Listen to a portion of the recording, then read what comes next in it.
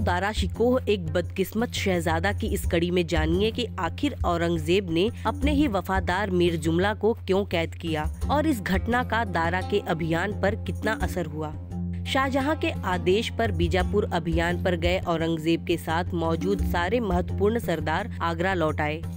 मीर जुमला जो पूरी तरह से औरंगजेब के साथ था लेकिन शाहजहां की हुक्म उदली नहीं कर सकता था, भी आगरा के लिए रवाना हुआ।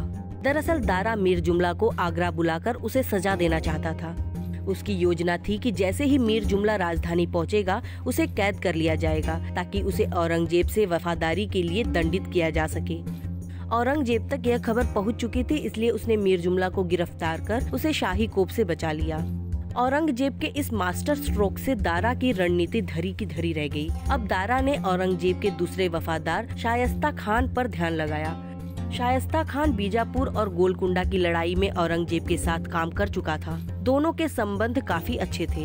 जब दारा का फरमान शायस्ता खान तक पहुंचा तो औरंगजेब ने बुद्धिमानी का परिचय देते हुए शायस्ता खान को आगरा भेज दिया ताकि वो दरबार में रहकर गुप्त रूप से उसके लिए काम कर सके।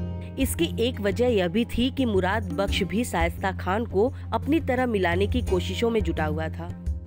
औरंगजेब इस समय मुराद से उलझना नहीं चाहता था, इसलिए उसने शायस्ता खान को आगरा भेजकर एक तीर से दो शिकार कर लिए।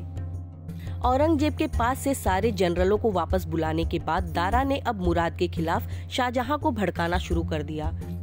दारा की सलाह पर ही मुराद को गुजरात के गवर्नर के पद से हटा दिया गया और उसे बरार की जागीर पर जाने का हुक्म सुनाया गया।